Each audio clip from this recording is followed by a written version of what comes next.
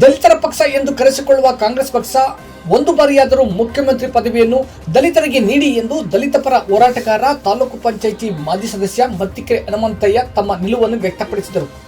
ಬೆಂಗಳೂರು ದಕ್ಷಿಣ ಜಿಲ್ಲೆ ರಾಮನಗರ ತಾಲೂಕು ಕೇಂದ್ರ ಸ್ಫೂರ್ತಿ ಭವನದಲ್ಲಿ ನಡೆದ ಪ್ರಗತಿಪರ ದಲಿತರ ಮುಖಂಡರ ಬಳಗ ಕರೆದಿದ್ದ ಪತ್ರಿಕಾಗೋಷ್ಠಿಯಲ್ಲಿ ಮಾತನಾಡಿ, ಸ್ವತಂತ್ರ ಪೂರ್ವದಿಂದಲೂ ಹಸ್ತವನ್ನು ಬೆಂಬಲಿಸಿಕೊಂಡು ಬಂದಿರುವ ದಲಿತ ಸಮುದಾಯ ಎಲ್ಲ ಕ್ಷೇತ್ರಗಳಲ್ಲಿಯೂ ಗಣನೀಯ ಸೇವೆ ಸಲ್ಲಿಸುತ್ತಿದೆ.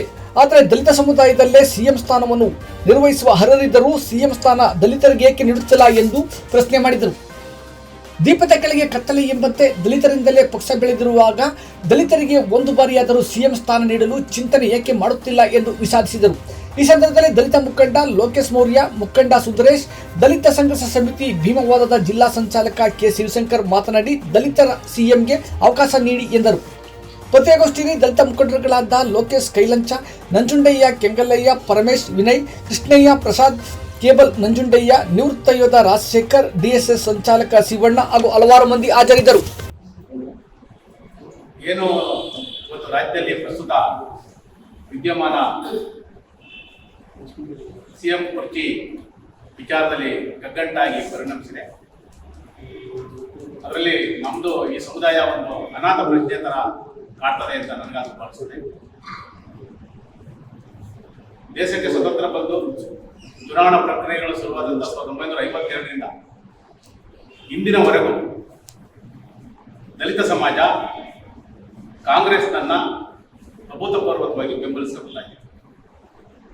ಅದರಲ್ಲೂ 80ರ ದಶಕದವರೆಗೂ ಈ ಸಮಾಜ ಕಣ್ಮುಚ್ಕೊಂಡು ಕೈ ಹಿಡಿದ್ರೂ ಹಸ್ತದ ಗುರುತಿಗೆ ಮತ ಹಾಕ್ತಿದ್ದಂಥ ಸಂದರ್ಭ. ಯಾಕೆಂದ್ರೆ ಕಾಂಗ್ರೆಸ್ ಮತ್ತು ಈ ದಲಿತ ಸಮುದಾಯ ಒಂದು ಆತರದ ಒಂದು ನಿಕಟಪೂರ್ವ ಸಂಬಂಧ, ನಮ್ಮ ಮನೆ ನಮ್ಮ ಒಂದು ಪಕ್ಷ ಅನ್ನುವ ಒಂದು ದೊಡ್ಡಲಿತ್ತು. 80ರ ದಶಕದ ನಂತರ ಕೆಲವು ಆಯಾಮಗಳು ದಲಿತ ಸಂಘಟನೆ ಮತ್ತು ರೈತ ಸಂಘಟನೆ ಕೆಲವು ವಿಚಾರಗಳನ್ನ ಮುಂದೆ ಇಟ್ಕೊಂಡು ಬಂದಂತ ಕಾರಣಕ್ಕಾಗಿ ಬೇರೆ ಪಕ್ಷಗಳು ಸರ್ಕಾರ ಆಳುವಂತ ಅವಕಾಶ ಇತ್ತು. ಕ್ರಮೇಣ ಮತ್ತೆ ಕಾಂಗ್ರೆಸ್ ಬಂದಂತ ಸಂದರ್ಭದಲ್ಲೂ ಕೂಡ ಈ ರಾಜ್ಯದಲ್ಲಿ ಎಚ್ ರಂಗನಾಥ್ ಅವರಿದ್ದರು, ಬಸವಲಿಂಗಪ್ಪನವರ ಆದಿಯಾಗಿ, ತದನಂತರ ಬಂದ್ರೆ ಮಲ್ಲಿಕಾರ್ಜುನ್ ಖರ್ಗೆ ಅವರ ಆದಿಯಾಗಿ, ಸಾಕಷ್ಟು ಮುಖಂಡರುಗಳು ರಾಜಯ್ಯನವರ ಆದಿಯಾಗಿ ಸಾಕಷ್ಟು ಮುಖಂಡರುಗಳು ಈ ಕಾಂಗ್ರೆಸ್ನ ಕಟ್ಟುವಲ್ಲಿ ಸಾಕಷ್ಟು ಶ್ರಮ ಹಾಕಿದ್ದಾರೆ. ಅವರನ್ನ ನೋಡಿರ್ತಕ್ಕಂಥ, ಅವರನ್ನ ಸಮೀಪದಲ್ಲಿ ಮಾಡತಕ್ಕಂಥ, ಅವಿನಾಭಾವ ಸಂಬಂಧ ಇರ್ತಕ್ಕಂಥ ಈ ಸಮಾಜ ಸಾಕಷ್ಟು ಎಲ್ಲ ಸಂದರ್ಭದಲ್ಲೂ ಕೂಡ ಕಾಂಗ್ರೆಸ್ನ ಬೆಂಬಲಿಸ್ಕೊಂಡು ಬರ್ತಾ ಇದೆ. ದುರಂತ ಏನು ಅಂತಂದ್ರೆ, ರಾಜ್ಯದಲ್ಲಿ ಪ್ರಸ್ತುತ ಅತಿ ಹೆಚ್ಚು ಸಂಖ್ಯೆ ಇರ್ತಕ್ಕಂಥ ನಾವು ಇಂದಿಗೂ ಕೂಡ ರಾಜ್ಯದಲ್ಲಿ ಒಬ್ಬ ದಲಿತ ಸಿಎಂ ಅನ್ನ ಕಾಣದೇ ಇರುವಂತ ಒಂದು ದೌರ್ಭಾಗ್ಯ ಸ್ಥಿತಿಯಲ್ಲಿ ನಾವಿದ್ದೀವಿ.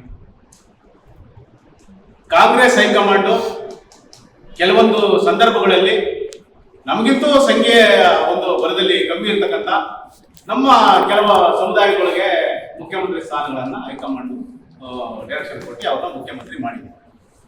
ಇವತ್ತಿನ ಸಂದರ್ಭ ಕಾಂಗ್ರೆಸ್ ಕೆಲವೊಂದು ಕಡೆ ಕಾನ್ಸ್ಟಿಟ್ಯೂಷನ್ ಅಂದ್ರೆ ನಾವು, ಸಾಮಾಜಿಕ ನ್ಯಾಯ ಅಂದ್ರೆ ನಾವು ಅಂದ್ರೆ ಸಂವಿಧಾನ ಅಂದ್ರೆ ನಾವು ಅನ್ನುವ ಒಂದು ಘೋಷಣೆಯನ್ನ ಸಭಾ ಸಮಾರಂಭಗಳಲ್ಲಿ ಚುನಾವಣಾ ಪೂರ್ವಗಳಲ್ಲಿ ಮಾತಾಡ್ತಾರೆ. ಆದರೆ ಚುನಾವಣಾ ನಂತರದಲ್ಲಿ ಅದು ಮತ್ತೆ ಒಂಥರ ಜಾಣ ಕಿವುಡು ತರ ವರ್ತಿಸುವ ಒಂದು ರೀತಿಯಲ್ಲಿ ವರ್ತಿಸ್ತದೆ. ಯಾಕೆಂದ್ರೆ ರಾಜ್ಯದಲ್ಲಿ ಇವತ್ತಿನವರೆಗೂ ಒಬ್ಬ ಈ ಸಮಾಜದಿಂದ ಒಬ್ಬ ಮುಖ್ಯಮಂತ್ರಿ ಆಗದೆ ಇರೋದು ಈ ಸಮಾಜ ಭಾರಿ ಆಶಾಭಾವನೆ ನಿರೀಕ್ಷೆ ಇಟ್ಕೊಂಡು ಬರ್ತದೆ, ಇವತ್ತಾಗ್ತದೆ ನಾಳೆ ಆಗ್ತದೆ ಅಂತ. ಇದುವರೆಗೂ ಅಂತ ಆಶಾಭಾವನೆ ಎಲ್ಲ ಒಂದು ಕಾಣ್ತಾ ಇಲ್ಲ. ಎಲ್ಲ ಒಂದು ಇನ್ನೇನು ಆಗ್ತಾರೆ ಅನ್ನುವಂತ ಸಂದರ್ಭದಲ್ಲಿ ಬೇರೆ ಬೇರೆ ವಿದ್ಯಮಾನಗಳಿಗೆ ಅವಕಾಶಗಳು ಬೇರೆ ಬೇರೆಯವರಿಗೆ ಆಗಿರುವಂತ ಇದಕ್ಕೆ ನಾವು ಎಲ್ಲ ಒಂದ್ ಕಡೆ ಇದಾಗಿದ್ವಿ. ಆ ಕಾರಣಕ್ಕೆ ಕಾಂಗ್ರೆಸ್ ಈ ಸಮಾಜದ ಮೇಲೆ ಕನಿಷ್ಠ ಗೌರವ ಇಟ್ಟಿದ್ರೆ, ಕನಿಷ್ಠ ಪ್ರೀತಿ ಇಟ್ಟಿದ್ರೆ, ಇವತ್ತು ದೇಶದಲ್ಲಿ ಕಾಂಗ್ರೆಸ್ ಉಳಿದಿದ್ರೆ, ಕರ್ನಾಟಕ ರಾಜ್ಯದಲ್ಲಿ ಕಾಂಗ್ರೆಸ್ ಸರ್ಕಾರ ಇವತ್ತೇನಾದ್ರೂ ಅಸ್ತಿತ್ವಕ್ಕೆ ಬಂದಿದ್ರೆ, ಇವತ್ತು ದೇಶದಲ್ಲಿ ಕಾಂಗ್ರೆಸ್ ಉಸಿರಾಡ್ತಾ ಇದ್ರೆ ಅದು ಸ್ಪಷ್ಟವಾಗಿ ದಲಿತರ ಬೆಂಬಲದಿಂದ ಅಂತ ನಾನು ಕೂಡ ಘಂಟಾಘೋಷವಾಗಿ ನಿಮ್ಮಗಳ ಮುಖಾಂತರ ಕಾಂಗ್ರೆಸ್ ತಿಳಿಸುವಂತ ಪ್ರಯತ್ನ ಮಾಡ್ತೀನಿ. ಈ ಕಾರಣಕ್ಕೆ ಏನಿವತ್ತು ಅಗ್ಗಜಗ್ಗಾಟ ಕುರ್ಚಿ ಸಂಬಂಧ, ಸಿಎಂ ಕುರ್ಚಿ ಬಗ್ಗೆ ಏನು ಅಗ್ಗಜಗ್ಗಾಟ ನಡೀತದೆ, ಕಾಂಗ್ರೆಸ್ನ ಹೈಕಮಾಂಡ್ ಈ ಸಮಾಜಕ್ಕೆ ಒಂದು ಅವಕಾಶ ಮಾಡಿಕೊಡ್ಬೇಕು. ಏನು ನೀವು ಭಾಷಣಗಳಲ್ಲಿ ಚುನಾವಣೆಗಳಲ್ಲಿ ಏನ್ ಹೇಳ್ತೀರಿ ಅದನ್ನ ನಡೆ ಮೂಲಕ ತೋರಿಸ್ಬೇಕು. ಈ ಒಂದು ಸುವರ್ಣ ಸಂದರ್ಭ ಇದೆ. ಸಿದ್ದರಾಮಯ್ಯ ಮುಖ್ಯಮಂತ್ರಿ ಆಗಿದ್ದಾರೆ. ಈಗ ಏನಾದ್ರು ಅವ್ರು ಏನಾದ್ರು ಅಪ್ಪಿತಪ್ಪಿ ಎರಡನೇ ಅವಧಿಯಲ್ಲಿ ಮುಖ್ಯಮಂತ್ರಿ ಆಗ್ತಾ ಇದ್ರೆ ಬಜೆಟ್ ಆದ್ಮೇಲೆ ಅವ್ರು ಹಿಡಿಯುವಂತ ಪ್ರಕ್ರಿಯೆಗಳು ಮಾತಾಡ್ತಾ ಒಂದು ಮಾಧ್ಯಮ ಮುಖಾಂತರ ಮತ್ತು ಅಲ್ಲಿ ಮಾತುಗಳು ಮತ್ತು ಕಾಂಗ್ರೆಸ್ ವಲಯದಲ್ಲಿ ಕೇಳಿ ಬರ್ತಾ ಇದೆ. ಅಂತ ಸಂದರ್ಭ ಬಂದ್ರೆ ಅಕಸ್ಮಾತ್ ಬರ್ದೇ ಹೋದ್ರು ಕೂಡ ಮುಂದಿನ ಅವಧಿಗೆ ಬಜೆಟ್ ನಂತರ ಈ ಸಮಾಜದಿಂದ ಮುಖ್ಯಮಂತ್ರಿಯವ್ರನ್ನ ಮಾಡಬೇಕು. ಆಗ ನೀವು ಈ ಸಮಾಜ ಮೇಲೆ ಇರ್ತಕ್ಕಂಥ ನಿಮ್ಮ ಒಂದು ಪ್ರೀತಿನ ಈ ಸಮಾಜಕ್ಕೆ ಮುಖ್ಯಮಂತ್ರಿ ಕೊಡುವುದರ ಮುಖಾಂತರ ಈ ಸಮಾಜ ಒಂದು ಮೇಲಿರ್ತಕ್ಕಂಥ ಒಂದು ಪ್ರೀತಿನ ನೀವು ವ್ಯಕ್ತಪಡಿಸಬೇಕು. ಹಾಗಾಗಿ ನೀವು ಮುಂದಿನ ದಿನಗಳಲ್ಲಿ ಈ ಕಾಂಗ್ರೆಸ್ ಮತದಾರರ ಹತ್ರ ನೀವೇನೋ ಬರ್ಬೇಕಾದ್ರೆ ನೀವು ಯಾವುದೇ ಕಾರಣಕ್ಕೂ ನೀವು ಮುಖ ಎತ್ಕೊಂಡು ಈ ಸಮಾಜ ಮುಂದೆ ಬರ್ಬೇಕಾದ್ರೆ ನೀವು ಈ ಸಾರಿ ದಲಿತ ಸಿಎಂ ನ ಮಾಡಿಯೇ ಬರ್ಬೇಕಾಗ್ತದೆ.